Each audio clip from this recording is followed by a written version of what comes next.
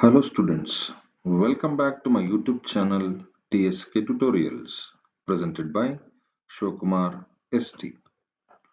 Dear students, in today's class I am going to discuss with you the very important 2 marks questions from the lesson Gentlemen of Rio and Meteor. Before that, it's my kind request to all, if you are new to my channel, please do subscribe my channel to watch the most essential videos that are already in my channel. If you like those videos, don't forget to leave a comment on that video and please share the same video among your friends.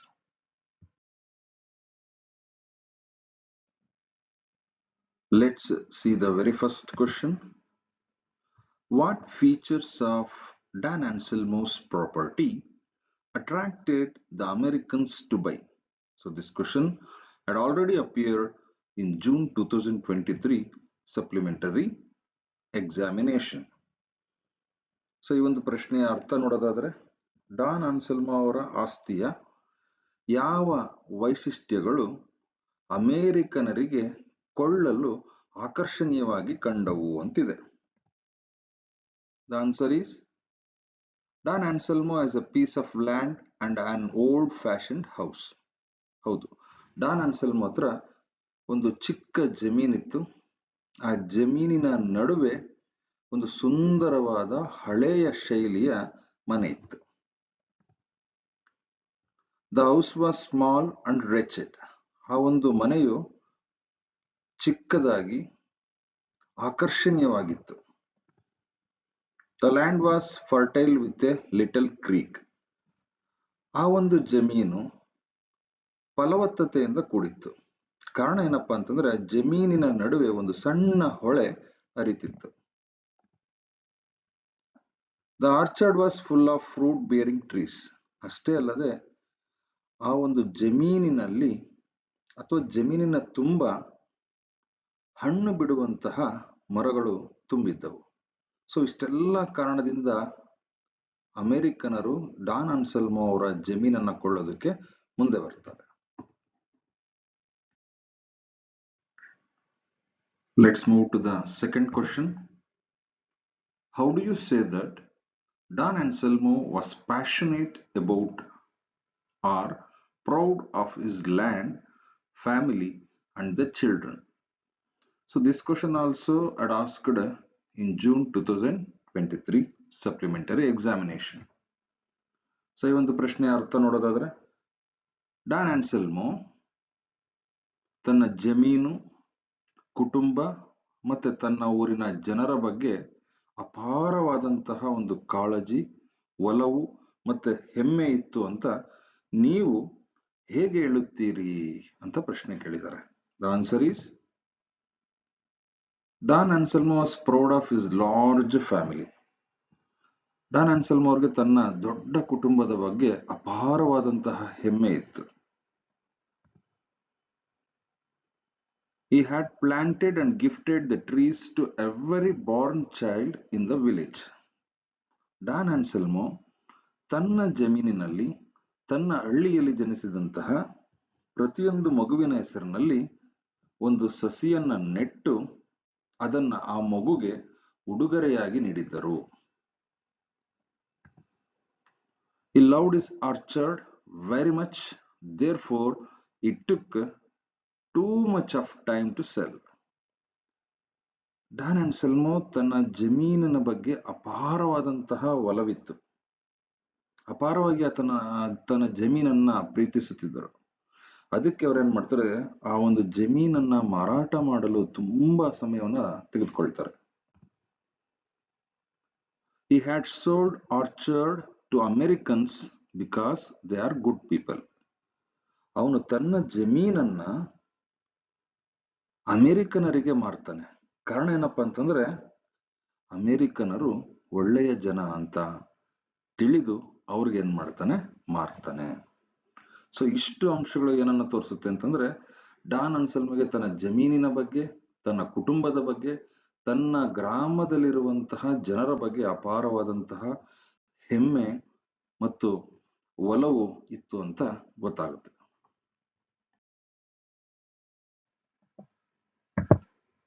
Let's move to the next question. Why did the old man, Don Anselmo, refuse to take extra money?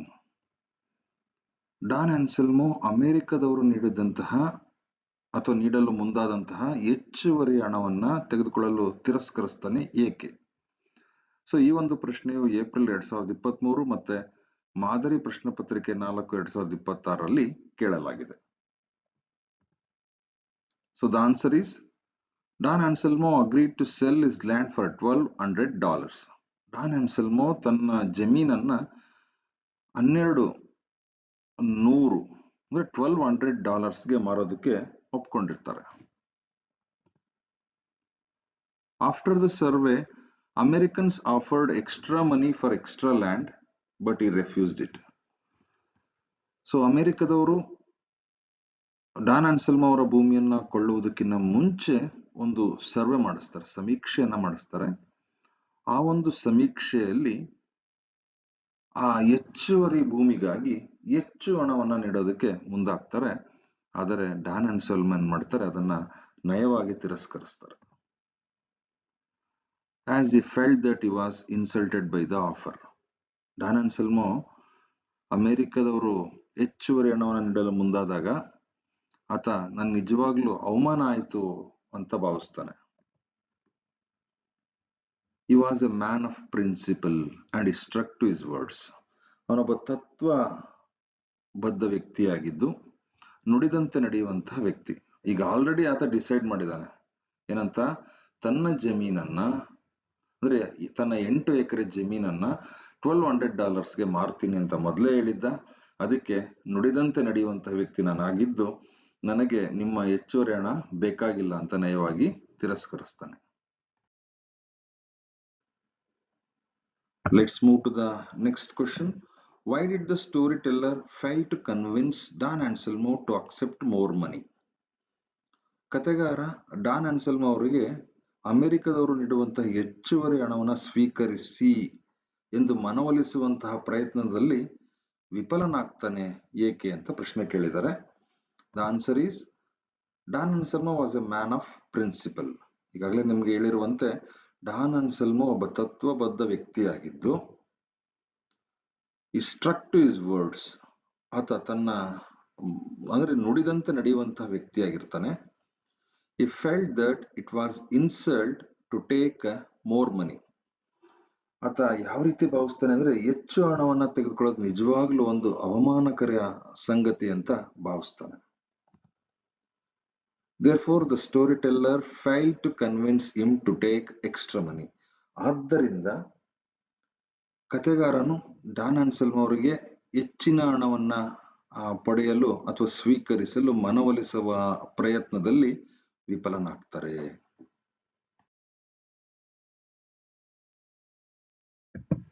Let's move to the next question. Why do you think Don Anselmo did not sell the trees in the orchard? Or why couldn't Don Anselmo sell the trees? Don Anselmo ತನ್ನ ಜಮೀನಿನಲ್ಲಿರುವಂತಹ ಮರಗಳನ್ನ ಮಾರೋದಕ್ಕೆ ಸಾಧ್ಯ ಆಗಲಿಲ್ಲ ಏಕೆ ಅಂತ ಪ್ರಶ್ನೆ ಕೇಳಿದ್ದಾರೆ.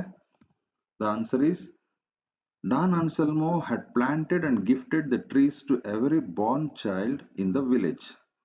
Don Anselmo ತನ್ನ ಹಳ್ಳಿಯಲ್ಲಿ ಜನಿಸಿದಂತಹ ಪ್ರತಿಯೊಂದು ಮಗುವಿನ ಹೆಸರಿನಲ್ಲಿ ಒಂದು ಸಸಿಯನ್ನ ನೆಟ್ಟು ಪೋಷಿಸಿ ಅದನ್ನ ಆ ಮಗುವಿಗೆ ಗಿಫ್ಟ್ ಆಗಿ ಕೊಡುಗೆಯಾಗಿ ನೀಡಿದ್ದರು. Hence the trees belong to the children. So ಆದ್ದರಿಂದ ಆ ಮರಗಳೆಲ್ಲ ಯಾರಿಗೆ ಸೇರಿದ್ದು ಅಂತಂದ್ರೆ ಆ ಮಕ್ಕಳಿಗೆ ಸೇರಿದ್ದು. Therefore, he sold only the land, not the trees. ಆದ್ದರಿಂದ ಡಾನ್ ಆನ್ಸೆಲ್ಮೋ ತನ್ನ ಜಮೀನನ್ನು ಮಾತ್ರ ಮಾರ್ತಾನೆ, ಆದರೆ ಮರಗಳನ್ನು ಮಾರೋದಕ್ಕೆ ಆತನಿಗೆ ಸಾಧ್ಯ ಆಗ್ಲಿಲ್ಲ.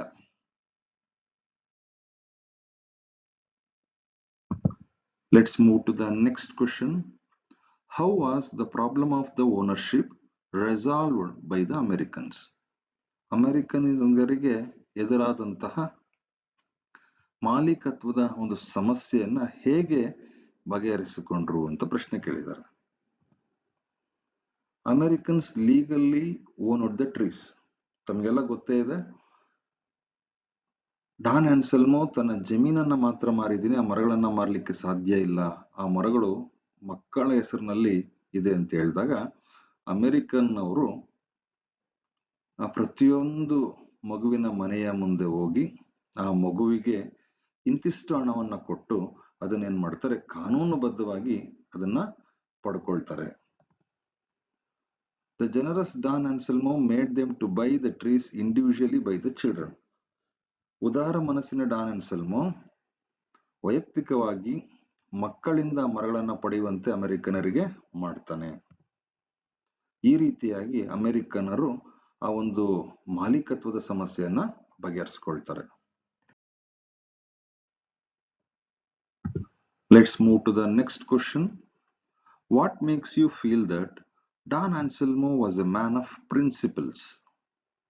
How do you say that Don Anselmo was generous? ಅಂದ್ರೆ ಡಾನ್ ಆನ್ಸೆಲ್ಮೋ ಒಬ್ಬ ತತ್ವಬದ್ಧ ವ್ಯಕ್ತಿಯಾಗಿದ್ದ ಅಂತ ನಿಮಗೆ ಅನಿಸಲು ಕಾರಣವೇನು? ಅಥವಾ ಡಾನ್ ಆನ್ಸೆಲ್ಮೋ ಒಬ್ಬ ಉದಾರ ವ್ಯಕ್ತಿ ಅಂತ ನೀವು ಹೇಗೆ ಹೇಳ್ತೀರಾ? ಸೊ ಈ ಒಂದು ಪ್ರಶ್ನೆಯು ಪರೀಕ್ಷಾ ದೃಷ್ಟಿಯಿಂದ ಅತ್ಯಂತ ಮುಖ್ಯವಾಗಿದ್ದು, ಈಗಾಗಲೇ ಈ ಒಂದು ಪ್ರಶ್ನೆಯನ್ನ ಏಪ್ರಿಲ್ 2020ರಲ್ಲಿ, ಮಾರ್ಚ್ 2018ರಲ್ಲಿ ಕೇಳಲಾಗಿದೆ ಮತ್ತು ಪ್ರಸಕ್ತ ಸಾಲಿನ ಮಾದರಿ ಪ್ರಶ್ನೆ ಪತ್ರಿಕೆ 3ರಲ್ಲೂ ಸಹ ಈ ಒಂದು ಪ್ರಶ್ನೆಯನ್ನ ಕೇಳಿದ್ದಾರೆ. The answer is Don Anselmo was generous because he was a man of principles. Don Anselmo ಒಬ್ಬ ಉದಾರ ವ್ಯಕ್ತಿಯಾಗಿದ್ದು ಅವನು ತನ್ನ ತತ್ವಬದ್ಧ ಜೀವನವನ್ನ ನಡೆಸ್ತಾ ಇದ್ದ. He refused to take extra money for the extra land. He stuck to his words. Don Anselmo ಹೆಚ್ಚುವರಿ ಭೂಮಿಗಾಗಿ ಹೆಚ್ಚುವರಿ ಹಣವನ್ನ ಪಡೆಯಲು ನಿರಾಕರಿಸ್ತಾನೆ, ಏಕೆಂದರೆ ಅವನು ನುಡಿದಂತೆ ನಡೆಯುವಂತಹ ವ್ಯಕ್ತಿಯಾಗಿರ್ತಾನೆ.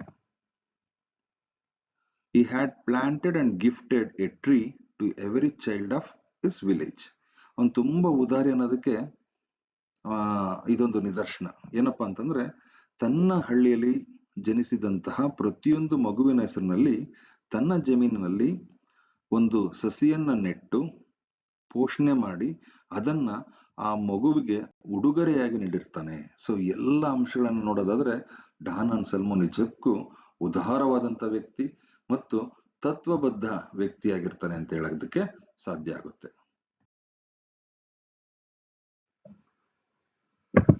Let's move to the next question. Don Anselmo was passionate for his land and the children of his village. Justify. ಮಾದರಿ ಪ್ರಶ್ನೆ ಪತ್ರಿಕೆ 1ರಲ್ಲಿ ಒಂದು ಪ್ರಶ್ನೆಯನ್ನ ಕೇಳಲಾಗಿದೆ. ಡಾನ್ ಆನ್ಸೆಲ್ಮೋಗೆ ತನ್ನ ಜಮೀನು ಮತ್ತೆ ತನ್ನ ಗ್ರಾಮದ ಮಕ್ಕಳ ಬಗ್ಗೆ ಅಪಾರವಾದಂತಹ ಒಂದು ಪ್ರೀತಿ ಇತ್ತು, ಇದನ್ನ ಸಮರ್ಥಿಸಿ ಅಂತ ಕೇಳಿದ್ದಾರೆ. The answer is Don Anselmo was passionate for his land and the children of Rio en Medio. Don Anselmo ತನ್ನ ಜಮೀನು ಮತ್ತೆ ರಿಯೋ ಎನ್ ಮೀಡಿಯೋದಲ್ಲಿದ್ದಂತಹ ತನ್ನ ಗ್ರಾಮದ ಮಕ್ಕಳ ಬಗ್ಗೆ ಅಪಾರವಾದಂತಹ ಪ್ರೀತಿ ಇತ್ತು. He used to plant a tree every time a child was born in the village. Don Anselmo ತನ್ನ ಹಳ್ಳಿಯಲ್ಲಿ ಜನಿಸಿದಂತಹ ಪ್ರತಿಯೊಂದು ಮಗುವಿನ ಹೆಸರಿನಲ್ಲಿ ತನ್ನ ಜಮೀನಿನಲ್ಲಿ ಒಂದು ಸಸಿಯನ್ನ ನೆಟ್ಟು ಆ ಮಗುವಿಗೆ ಉಡುಗೊರೆಯಾಗಿ ನೀಡಿದ್ದರು. And when he sold his land, he did not sell the trees. Don Anselmo ತನ್ನ ಜಮೀನನ್ನ ಮಾರಿದ್ನೇ ಹೊರತು ಜಮೀನಿನಲ್ಲಿದ್ದಂತಹ ಮರಗಳನ್ನ ಮಾರಿರ್ಲಿಲ್ಲ, ಮತ್ತೆ ಮಾರೋದಕ್ಕೆ ಸಾಧ್ಯನೂ ಆಗಿರ್ಲಿಲ್ಲ. ಯಾಕಪ್ಪ ಅಂತಂದ್ರೆ ಆ ಎಲ್ಲ ಮರಗಳು ಯಾರಿಗೆ ಸೇರಿದ್ದು? ಆ ಹಳ್ಳಿಯ ಮಕ್ಕಳಿಗೆ ಸೇರಿದ್ದು. He said the trees belong to the children of Rio en Medio. ಆತ ಅಮೆರಿಕನ್ರಿಗೆ ಏನ್ ಹೇಳ್ತಾನೆ ಅಂತಂದ್ರೆ, ಹೌದು ಆ ಮರಗಳು ತನ್ನ ಹಳ್ಳಿಯ ಮಕ್ಕಳಿಗೆ ಸೇರಿದ್ದು ಅಂತ ಹೇಳ್ತಾನೆ.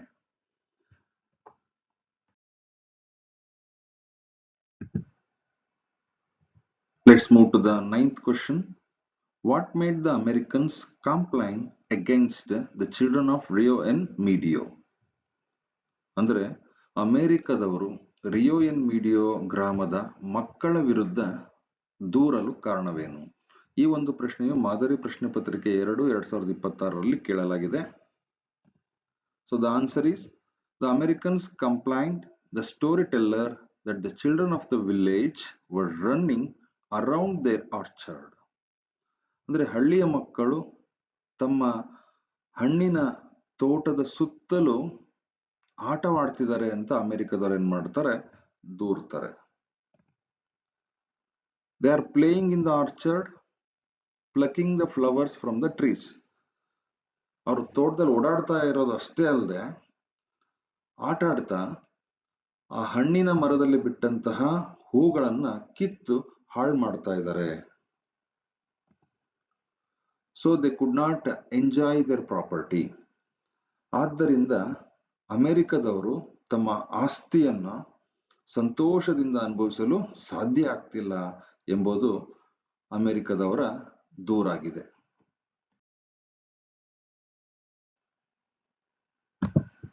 By this, I wind up my today's class. I thank you one and all for watching this video. If you like this video, please do share among your friends and don't forget to leave a comment on this video. Thank you one and all.